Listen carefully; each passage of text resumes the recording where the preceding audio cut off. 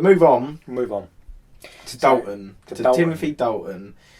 Now, I said to Craig, when I was a kid, I never really even liked him. He only did 2 films, so I thought he was in the same boat as like Lazenby. I thought he's not very cool, and that was it. Now I'm 20, and I've rewatched both. I'm old. I've seen the world for what it is. Looking back on your life, I've rewatched Living Daylights and License to Kill, and I actually think he's seriously cool. He rocks. He rocks. Majorly. If you watch, like I said, if you watch the last couple of Roger Moore films, yeah. and then go straight into Living Daylights, Dalton absolutely rocks. He kills it. He kills the role. He's excellent. Me and Craig said it so many times. Ian Fleming's Bond is Timothy Dalton. Mm-hmm. Everything he wrote about is him. In the books, he's not. When the film started coming out, Ian Fleming basically just wrote Sean Connery. Yeah. But before that, Bond's a much more kind of human character. Yeah. He's not exactly a superhero. He gets beaten up. He drinks a lot. He gets stressed out and things. He's a lot more human in the books. Yeah.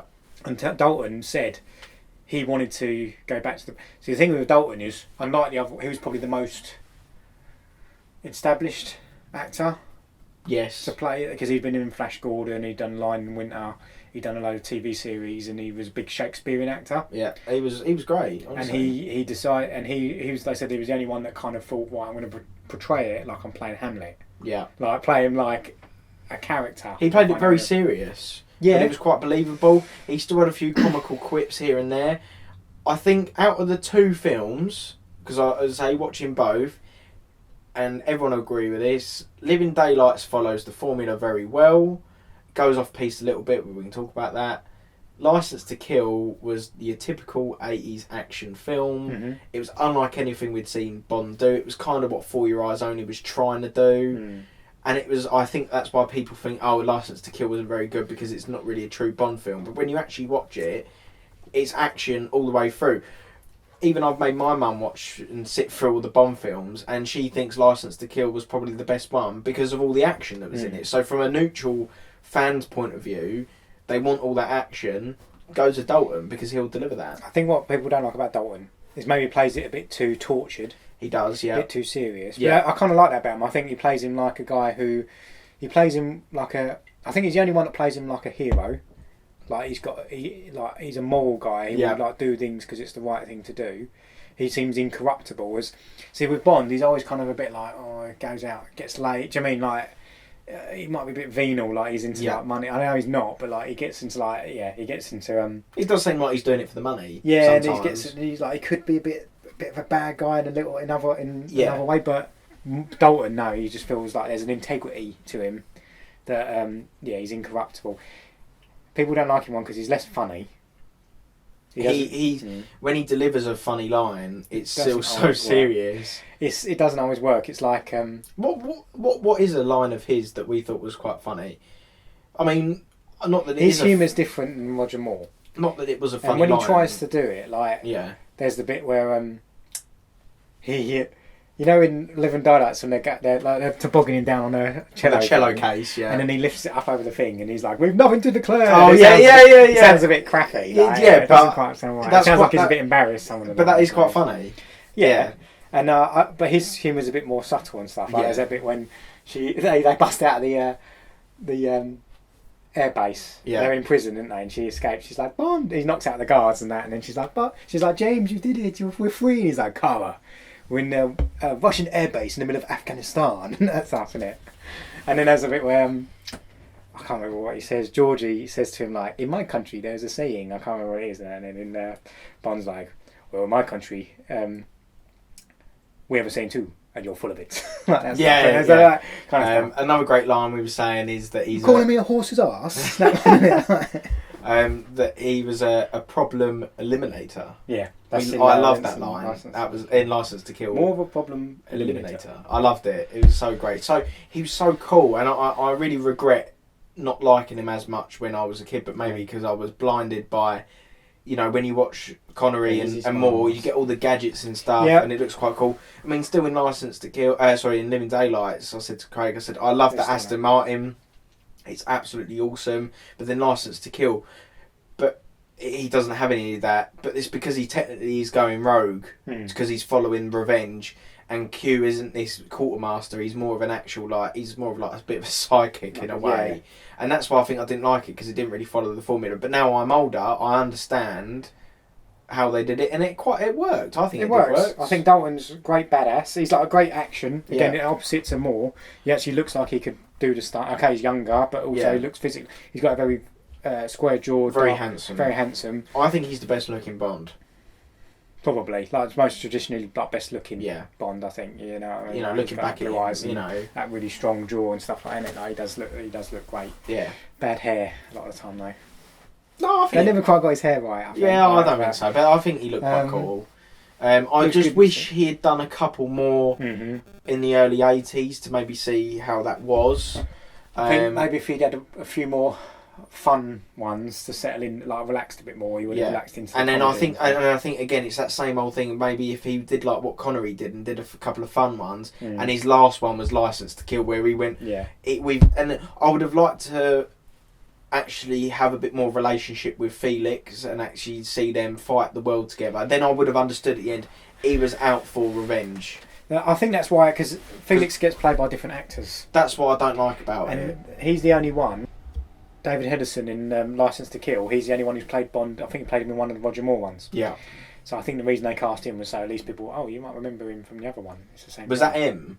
Huh? Was that M? No, he plays Felix. Right, I was going to say as well, because they actually recasted M.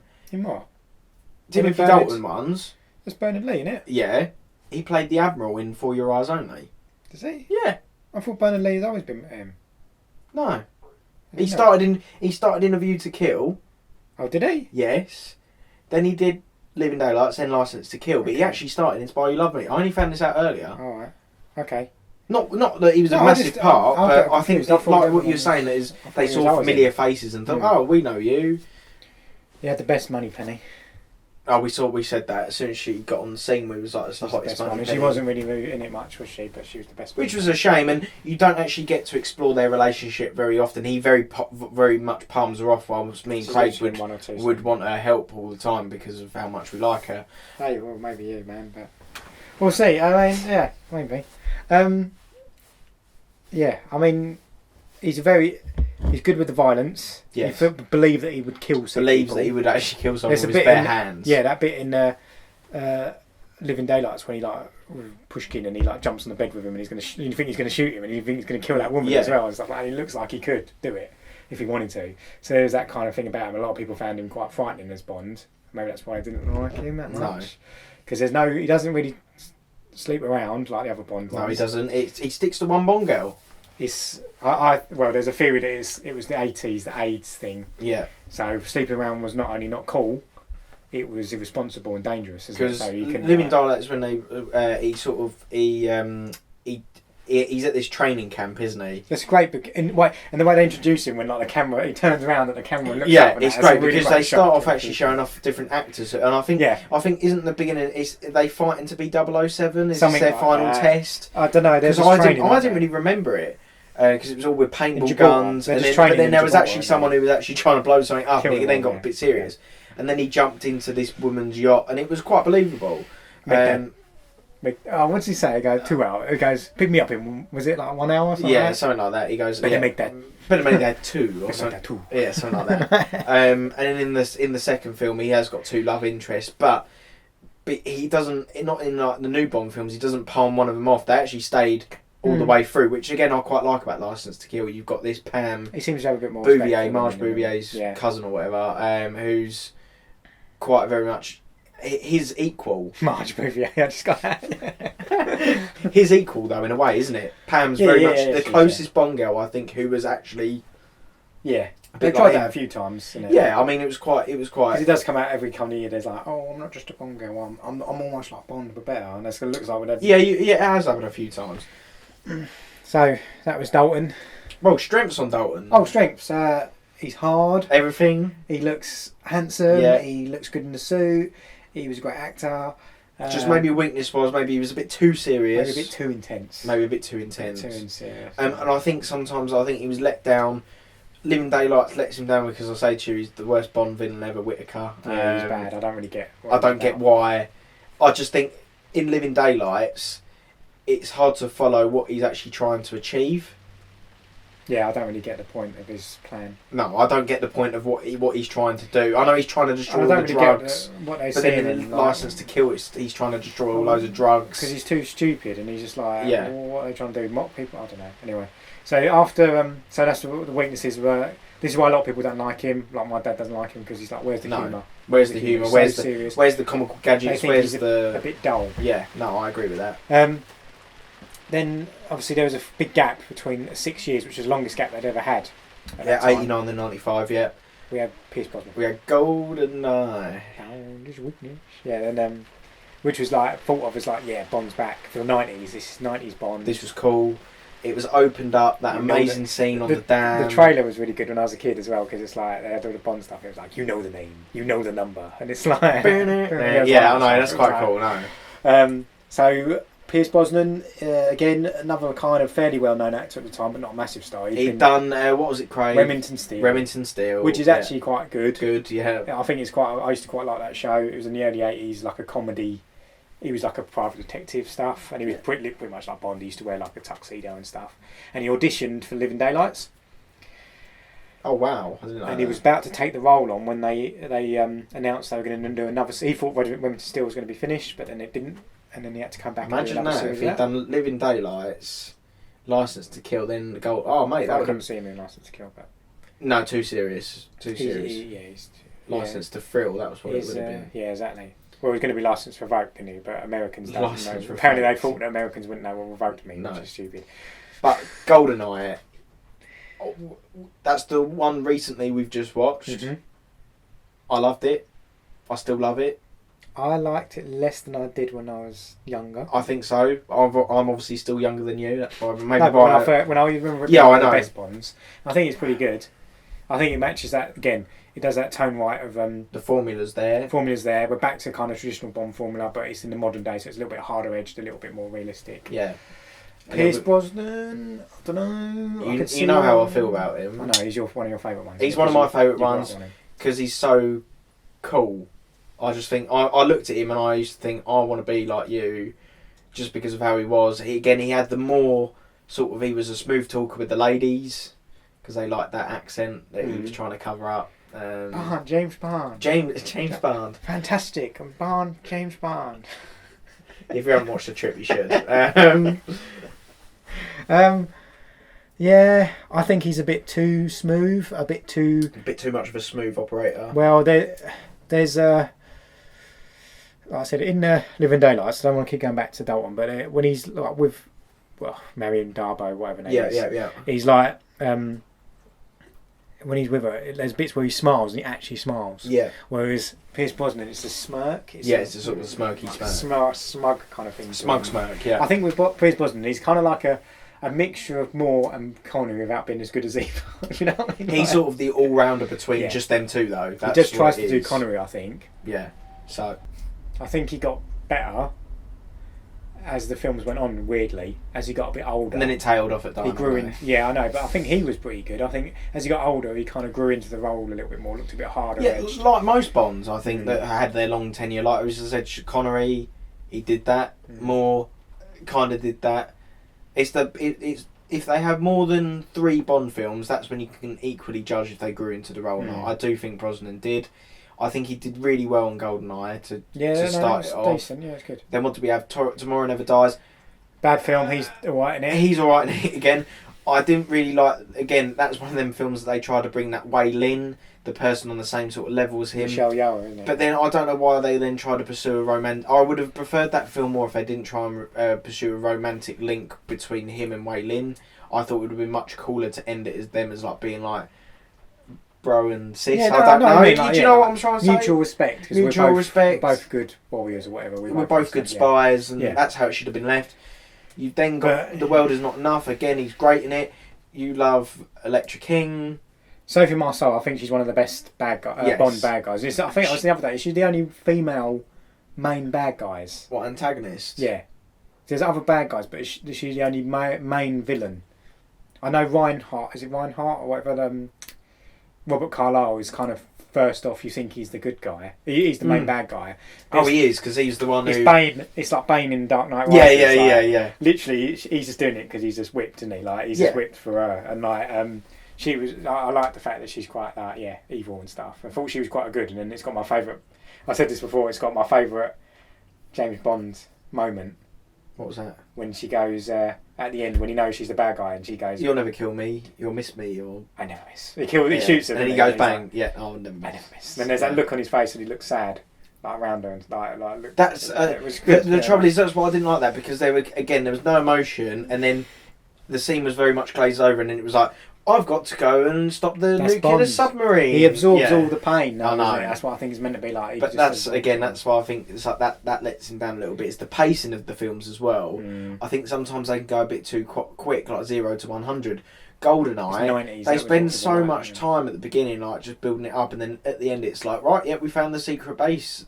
Oh, yeah, we're done. It gets worse as it goes on. Yes. I mean, I like some of the fighting, like the action scenes at the end and stuff. Yeah. I really liked Die Another Day as a kid, and then re-watching it, I thought it was rubbish. The first half of it is great. I like the bit when he's getting tortured and stuff, and he grows that big beard, doesn't he? Yeah, like he's trying to be like Lazenby, and then he walks into that hotel and he gets cleaned up and stuff. This is why I didn't like it as well. But no, I love the action scene at the beginning. You know, when they're on the hovercrafts, I think that's so cool.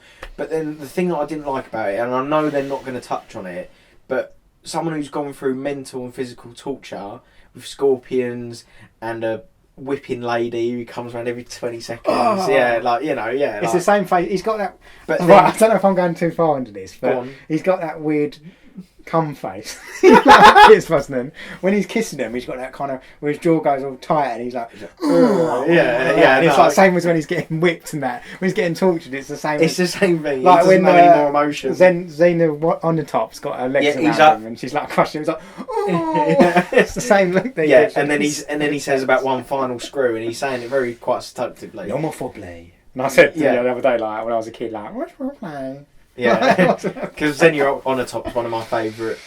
Yeah, she's a female antagonist, but she's more of a side. Not the main one. She's a bit of a side. What I mean is the one. I know the one who's at the top of the chain. Yeah, I know what you're trying to say. I think Sophie Marceau is the only one in that chain. But Die Another Day, what I was trying to say is that he went through all that physical torture just to go in a Shanghai hotel to have a shave and that, and he was that's like. Bond.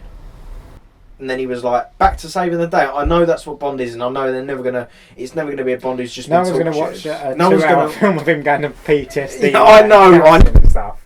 So, yeah, no one's going to, like, watch that, are they? No, I don't think so, no. But that's what I just think, but they didn't even really touch back on it. That's why I think I didn't like it, because it was like, that was very rushed.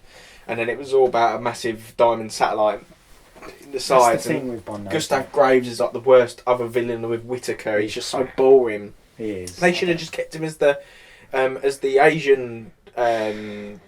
Rick Yoon. What's his name? There's that bit where he's got all the diamonds in his face. He's like, weapons use like Bond. I remember that. That was a bit cringy though. It was like Bond. Yeah, no, I did like it. But no, I did like it. I did. So then Pierce was out, getting too old, wasn't he? Yeah. So I think again strengths.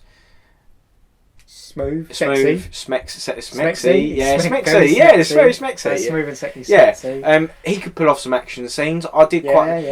And with the times now in the 90s, they could do a little bit more action scenes. It was more believable what they could get away with and could do. That'd be a bigger budget than some of the other ones. But weaknesses were that he never really defined the role completely. No. He just followed what maybe other people had already done. He was very much an all-rounder between he'd watched every single Bond and was like, right, what can I take one good? But he never stood out and did his own thing. I think you're right. That's what I was let down. He always seems a bit bland. That way, because he can do everything just well enough. He's a good all-rounder. Can do everything just well enough without being jack of all trades, master of none. Maybe, if you know what I mean. Like he can do the funny stuff just about.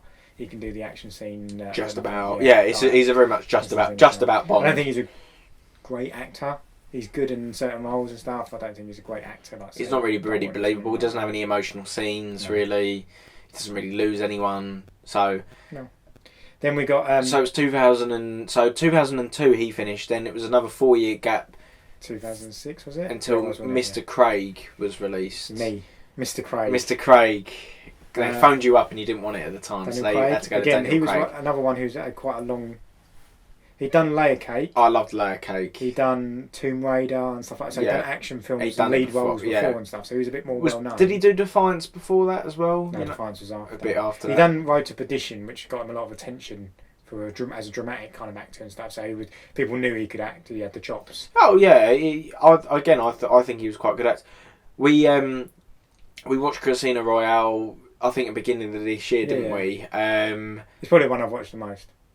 Yeah. Because that was probably what you can stick in your mind as when you can think Bond was back again. Like you've had that, when Brosnan come back and it was like Bond is back. And it was like 2006, Bond is back. But I think watching Casino Royale, I thought it was quite cool. Oh, it was great. It's a great film. Because it's like, what if you did a Bond film like a normal film? Yeah, that's with what it actual was like. character development and proper cinematography and stuff like that. I think it was very nice. All the scenes were quite smooth. As a kid, I thought it was boring because it was all about poker and that and stuff. But when rewatching it, I know it was cool. It was good because it's not. Yeah, I got it. It was no like again. One of the main Bond films. It didn't have a queue for the first time. Mm-hmm. It didn't. Yeah, because even every other film did have a queue. Even Dr. No, it was just played by a different actor. There was no. Well, there was an M, and then that was not the first time Judi Dench was in, but it was because they then used Judi Dench again.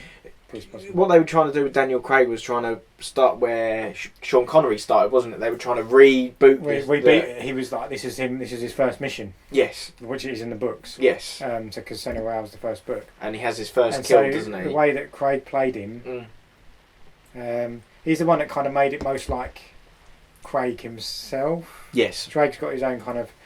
He's got that kind of grumpiness to him. Yeah. But not too grumpy. He's got a bit more. I think he's like a great actor before he came there anyway. So I think he played him a bit like Dalton did, played him like a role. And took him a bit more serious. I mean, when it came out, there was a lot of pushback, a lot of hate for Daniel Craig. Yeah. They were like, he's ugly, which seems strange now. To think I think he's handsome. He didn't look like Bond. Why does he got blonde hair? But then no one says Bond's got black hair. The thing with him is that is either more. There was an interview with him and it said like, I don't want to be remembered as the physical Bond. No. But I think he will be remembered for that. Yes, because again he in Casino Royale it's like the action scene like on the flights of stairs. That was very actiony. It's the first time we've actually had someone play him like a action hero kind of thing, where he's like got massive muscles. Yes, that was meant to be what it was like. But it's very much that kind of superhero look that was popular, like in action films, kind of that then. And then he could do a lot of his own stunts and could fight and run and stuff like that. And it was getting his hands dirty in a way that a lot of the other Bonds wouldn't. But then because he's got an actor, he makes like the sensitive scenes work as well, isn't it? Yes. Casino Royale's when they tried again to do like Tracy in on Her Majesty's Secret Service, when they try and get Vespelin properly involved. I mean, he has a little bit with that Solange, doesn't he, at the beginning on the horse? I think she's. Is that her name? Yeah, it was her name. Solange or Solange or Lozenge. Lamonge or Lozenge. No, it's Solange. Isn't it? It is Solange, yeah. But she was again palmed off very quickly. But then after that, it was no more sleeping around for him. It was very much he actually grew to love that he did, and I think setting up the other films like Quantum of Solace and Skyfall and Spectre, they still dragged her in a little bit. It was all part of Blofeld's plan, and it all started off with her. That's stupid. It is a little stupid. I mean, like they're trying to make like Marvel, like it's all connected and everyone's all part of the same universe. Yeah, and I know. Stuff. But Bond's that was the thing that was meant to be why he hates women in the books. Yes. Vesper betrayed him, and in the book it's very much the last line is the bitch is dead, and it's meant to be like that's it. He's done with women. He hates them. He's going to use them for his pleasure. For pleasure. And that's only pleasure. That's it. That's the pleasure. But that's it. They're just And in this one, he does say that, but it's kind of like, oh, we didn't really mean it, and it wasn't really her fault why she betrayed. And there's a lot of stuff like that in it to make him not. And a lot of Quantum of Solace does it, and that's why weird, because Quantum of Solace is one whole story, and then at the end it's wrapping up what happened in Casino Royale. And it's like an epilogue. It's like an epilogue. I did quite like the epilogue of it, and he sort of warns off this other woman. He's only playing. It's kind of like because it's only like a short that one. It was like an hour and a half. Yeah.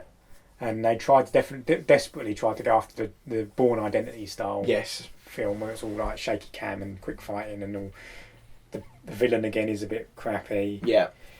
And then they kind of rebooted it with like Skyfall, which was again like the Dark Knight. Although it's a bit weird. Some people say it's a bit weird. Like he only did 2 films, and then the third one they're like, oh, he's getting too old for this shit.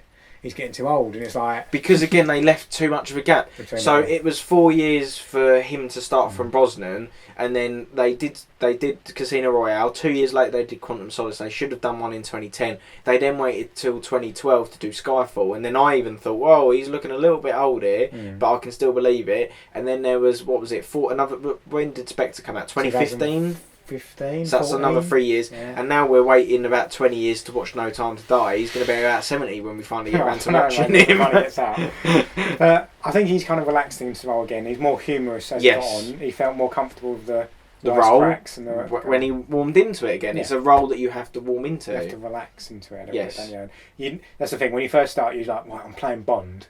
So I've got to do all the shaken, not stirred, and like, let's play Bond like this. And do the poker scenes like Dr. No and all that, but then you realise, there's more to Bond than just that. Relax and let it happen. You've got to have one serious film where you play like the typical Bonds, and then just do whatever you want. Rest your tenure. Right. So strengths for Daniel Craig. I thought he was still another good-looking Bond. He was against you. He was not your typical Bond the way he should look. It brought in a bit more of the modern action scenes that Brosnan was trying to do, but then Craig was a little bit more believable whilst doing it because he was being jacked up and just looked a little bit, like he could do it.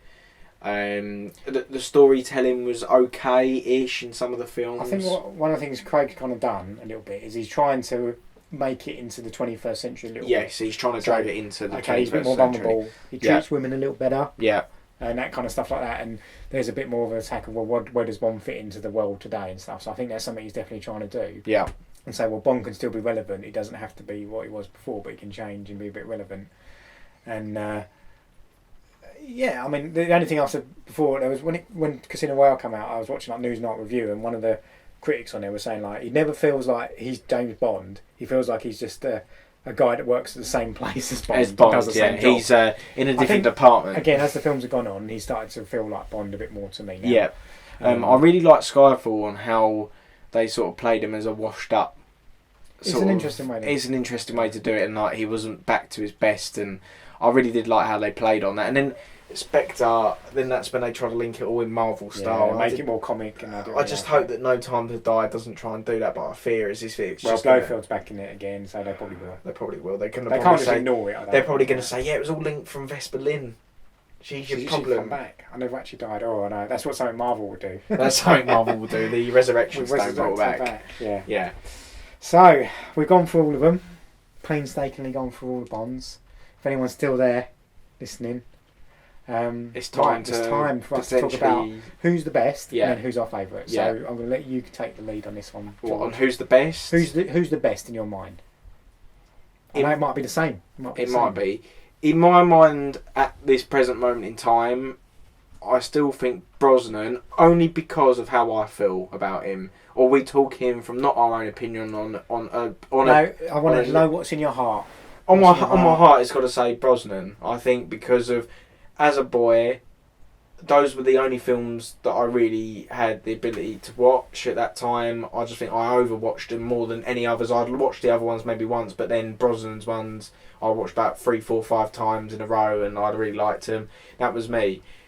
So that for me, I still think Brosnan is mine. As I get older, we never know who's still going to be Bond in the future. It could potentially go out the future. Craig's pointing to himself for the podcast. Look, I've just got that of sex and death. I've heard about 20 pitches for how Craig should be Bond, and I'm sure it'll come out one day.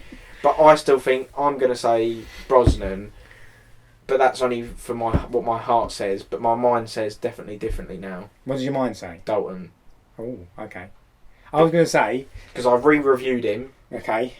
Looked at it with new eyes. Looked at it with new eyes and sort of like was watching it for the first time again. I remembered some bits, and that was like watching like an old friend like come back. It was like, yeah, nice. I remember some bits like I was saying to you about. I remember the cello tobogganing and all that. But when I watched it again and I was texting you about it, I was actually thinking, you know, hearing my mum say, "Oh, this is really cool. Like this is like so much action going on." And I was like, "Yeah, you're right. He's cool. He's hard. He looks good. I love him, you know. I like him in future films. You know, Looney Tunes back in action. He's quite cool. He's like old he's James Bond in that yeah, one, he's like Bond but Looney Tunes version. Yeah. So my mind says Dalton because I know it's probably the right answer now. I just wish he did more, and then he would have been my favourite. Heart says Brosnan. Okay. Well, I would say, if you're talking about objectively the best, you can't really say it's anything other than Sean Connery. Of course, because he defined the role as we think of it. And I think out of all of them, he's kind of got that character down pat. He's the most human of all the Bonds. He's almost all around. Yeah. But my favourite is Dalton. Yeah, I know. Yeah. Because although I didn't quite grow up with him. He was still when I was like 8 or 9, like, but he was still Bond. Yeah, but I think he was what Brosnan was to me, but he was you know, that he was your Brosnan in a way. So I did like Brosnan when it came out, and like as you said when you were younger, but then you rewatched it. But for me, Dalton's the best. I just think he's the voice, that presence that he's got. He's got that killer look to him. Like, he believed that he's a soldier and a killer, and I think there's something quite like I said, moral about him. Yeah, like he's the only one that feels like a hero. Yeah, like someone who cares about what he's doing and is a hero a lot of way. And I just think he probably needed to do a few more so he can chill out a little bit and to just settle into it. Yeah, just so he just doesn't need to take itself so seriously. And he tried something new. No one had ever tried that at the time, and he was the right guy for the right time. But so I think we've kind of come to the definitive answer. So I mean, on my ranking. Oh, your ranking. I'm still gonna go. Actually, I'm still gonna go with what I originally put to you. I've pulled up our WhatsApp from when we said about the ranking. I said Brosnan, Dalton, Connery, Craig, Moore, Lazenby. Lazenby and Moore might change when I rewatch on Emergency Secret Service, but at this present moment in time, I can't really comment on that, so it's staying as that. Yours was Dalton, Connery, Brosnan, Craig, Lazenby, Moore. So I was slightly different. Moore's quite low, isn't he? I just don't like him. You know, I said I like him because of he's like the Austin Powers, and like, you know, and he did a few things. Very cool Q gadgets with the Casio watch and all that.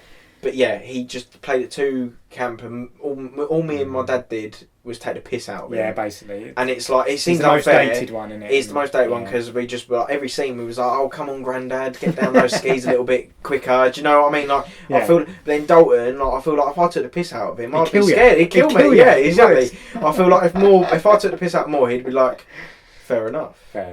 Exactly. Some witty comment. He'd make a comment. Yeah, exactly. But Dalton, he would just say, he would like to say, do you want to know why? And he'd burn me alive.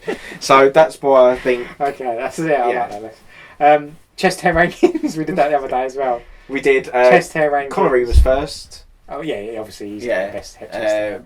Brosnan. Brosnan's, he's got good chest hair. All like hair and stuff. We don't really see Dalton's, but I know he's got it under there. He's got a little bit. He's got a little bit. He does do it there. Moore's got none. No, so he's down bottom. Actually, Craig's all waxed, isn't he? Craig's bottom. He's waxed, waxed, mate. Like completely waxed. Yeah, that's when you know they rebooted So when they redo the next Bond film, he's got to have chest hair. He's got to reinstate the chest hair. That's what it's got to be. Reinstate his chest hair status. So I think that comes to an end of our first episode. Yeah. Okay. It's been fun. I think it's been fun. It's been good. Thanks for having me. You're more than welcome to be on the show. It would be boring if it was just me talking to myself. Actually, it wouldn't. But no, it wouldn't. You'd quite like that. But it's a passionate subject that I can go on and talk about for ages. I could talk about every film in detail. We probably will. We probably will at some point. We might just start doing Dr. No review, then Russia with Love review. But again, we want to do like the Bond themes because music's a really big part of it all. Best Bond girls.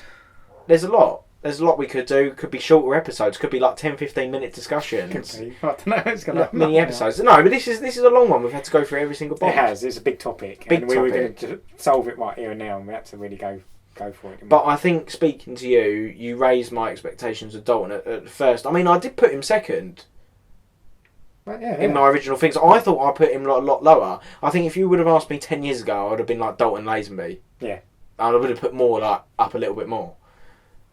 But I would have probably said like. I said you got to give him another look, give him another try. 100%. I think that's my honest opinion to anyone. I think rewatch them if you haven't. Do them in chronological order. Don't do them in ITV order where they play Spy Who Loved Me and then they might play Casino Royale and then they might go back to Dr. No. They don't really follow on from each other. They don't, no. You know, Living Daylight's come after Licence to Kill and I was annoyed at that. And yeah, but then our next one might be Tomorrow Never Dies. Who knows? Who knows? That might be, yeah. Well, so I just want to say thanks for listening, guys. Hope you enjoyed it. If you did like it, hit like. If you want to hear more, hit subscribe to my film channel, Craig's Film Reviews. I usually post once a year, so... Yeah, but we were saying maybe bi-yearly now. Maybe we might do this if this goes down well. Maybe hopefully some point this year we'll talk about No Time to Die. Hopefully we do want to go and see that at some point. Yeah. So thanks for watching, everyone. Well, thanks for listening. Thank you very much. Thank you. Bye.